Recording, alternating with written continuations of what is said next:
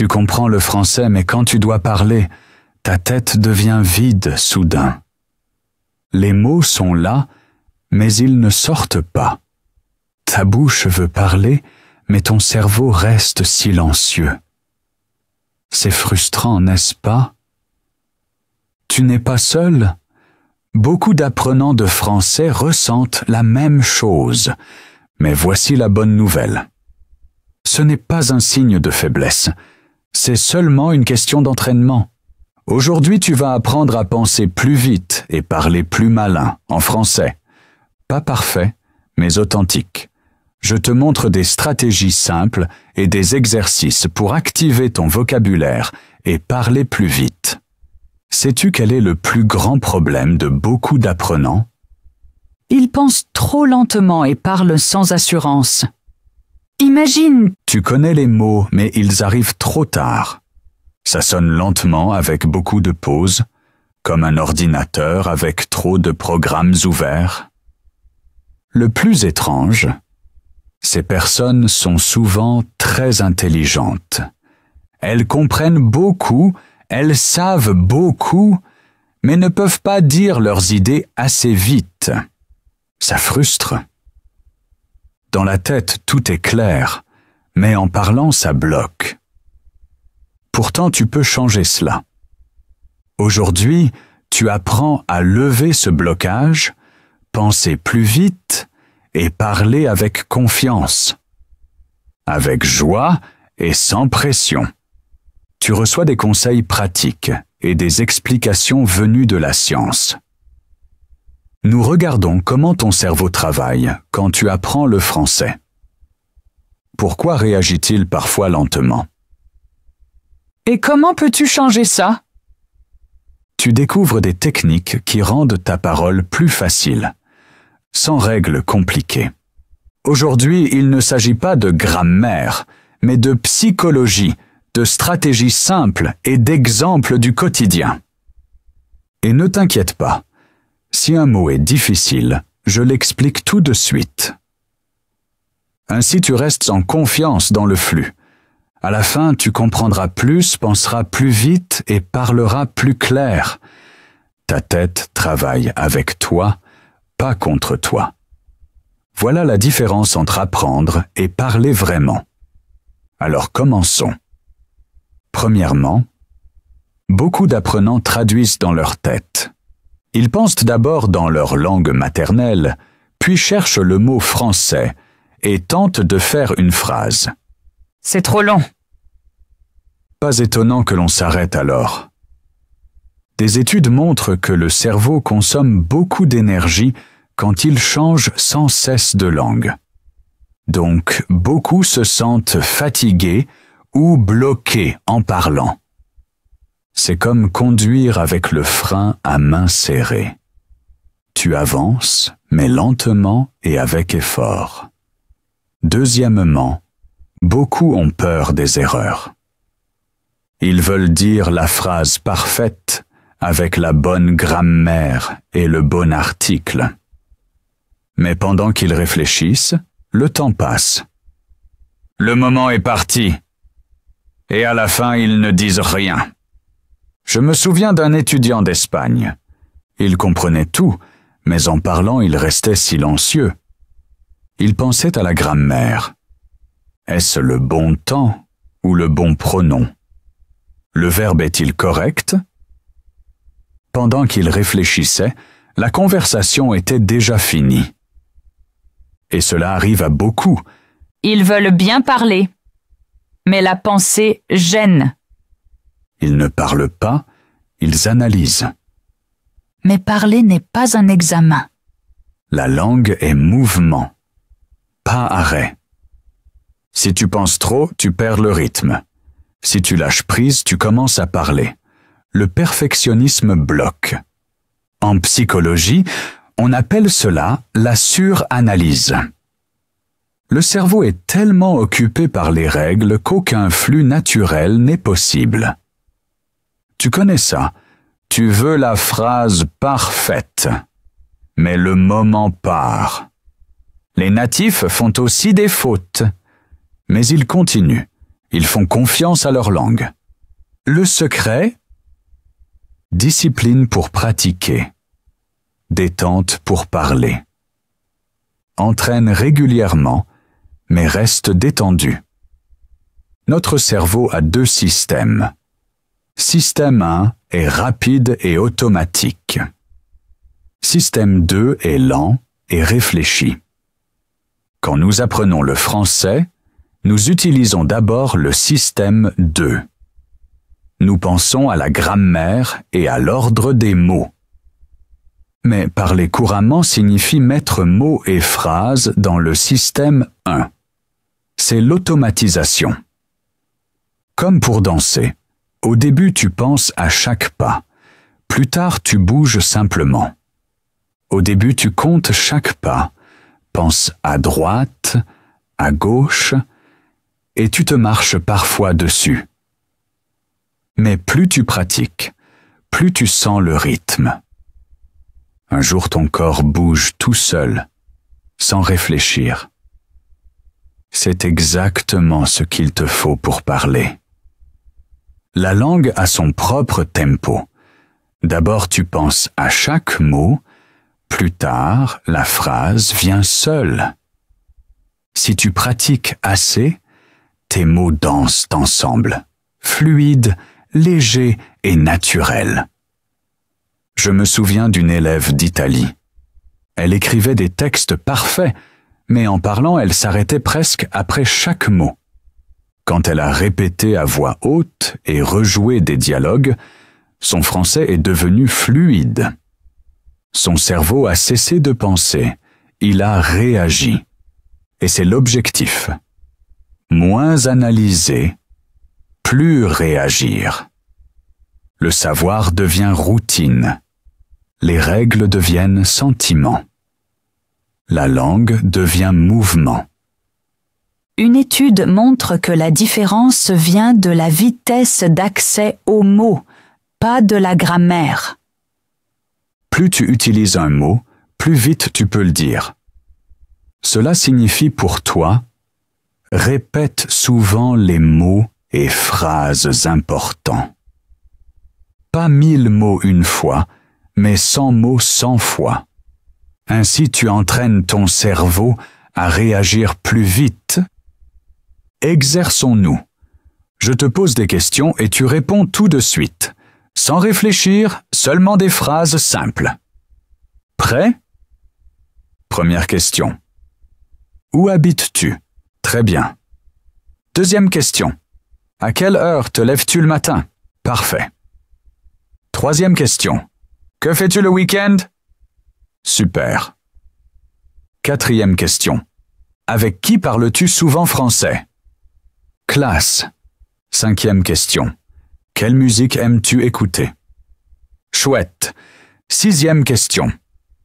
Que fais-tu pendant ton temps libre? Bien. Septième question. Où voyages-tu en été? Top. Huitième question. Comment vas-tu au travail ou à l'école? Impeccable. Neuvième question. Quel est ton plat préféré? Magnifique. C'est exactement ainsi que tu entraînes ton cerveau. Tu penses moins, tu réagis plus vite. Et chaque fois que tu réponds à haute voix, ton français devient plus fluide. Beaucoup croient ne pas être assez intelligents parce qu'ils parlent lentement. Ce n'est pas vrai. Des études montrent que la vitesse dépend de l'entraînement, pas de l'intelligence. Chacun peut apprendre à réagir plus vite, comme on apprend à courir ou taper plus vite.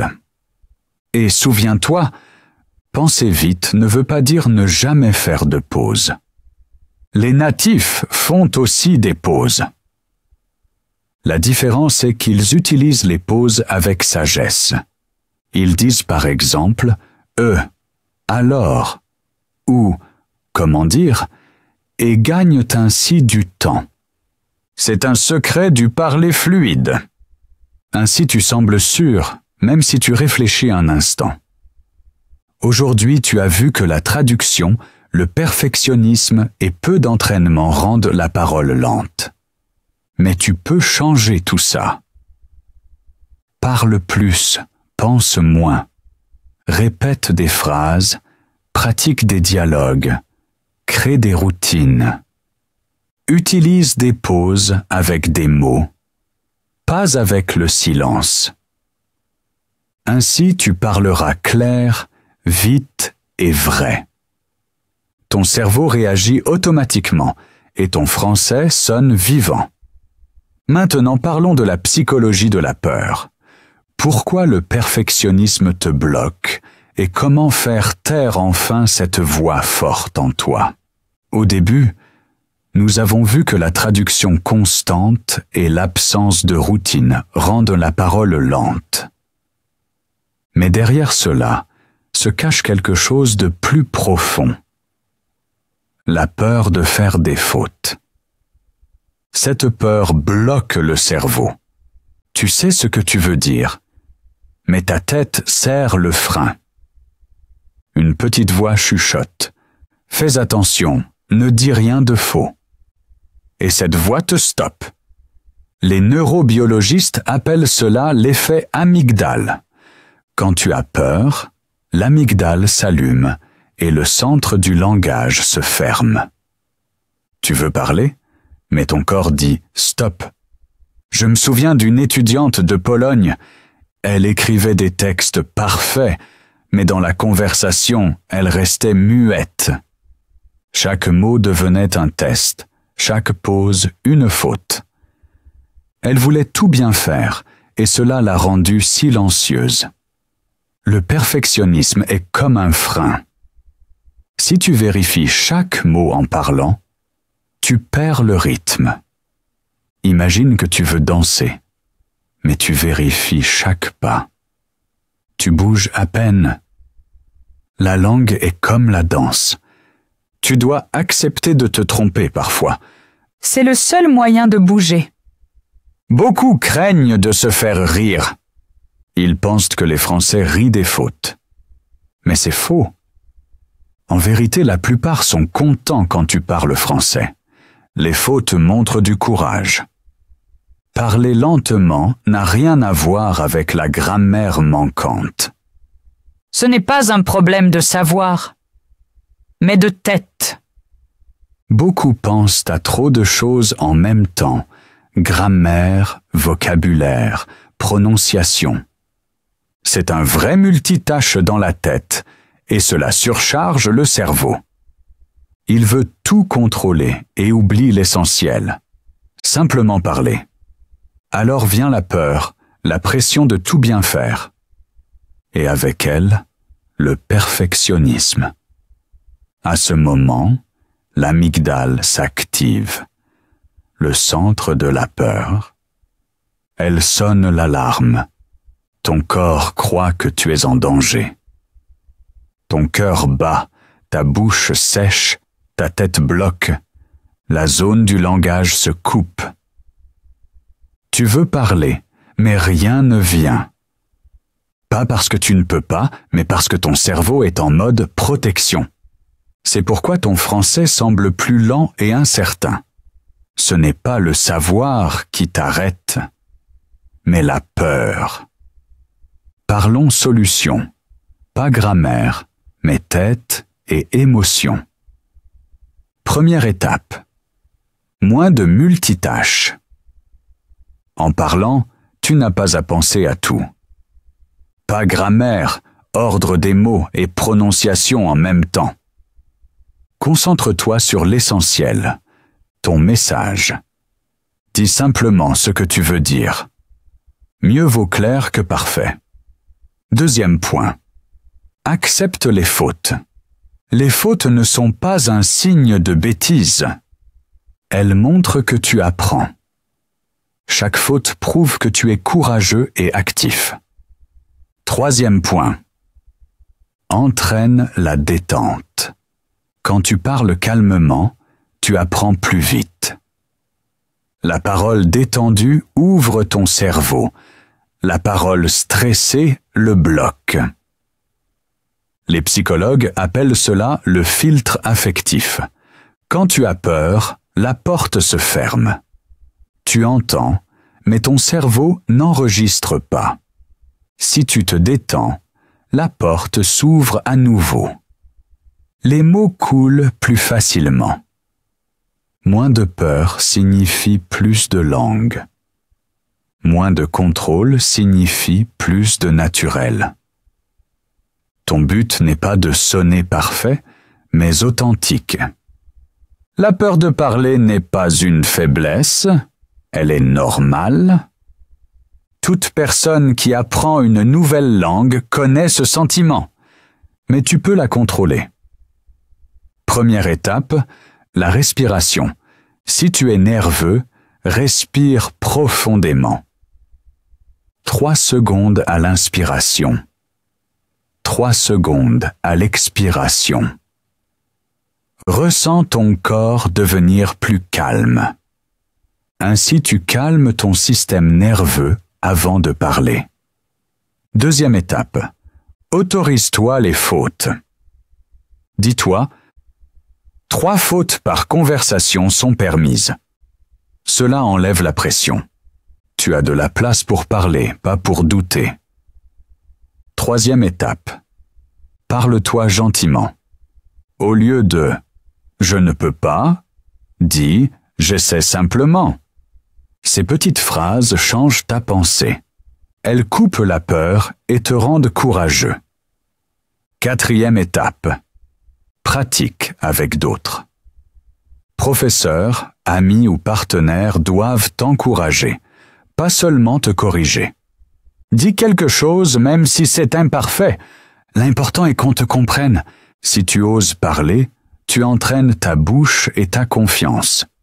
Respire, parle, fais des fautes et reste bienveillant avec toi. Ainsi ton français sonne authentique et naturel. Parler plus vite et mieux ne veut pas dire avoir plus de connaissances. Cela veut dire réagir plus rapidement. Moins penser, plus sentir, parler et laisser couler.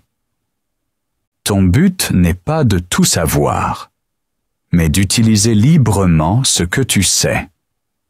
Automatisme plutôt que rumination. Répétition plutôt que perfection. Structure, histoire et calme. Voilà tes outils. Si tu pratiques régulièrement et oses parler, même avec faute, ton français devient vivant. Le courage est plus important que la grammaire.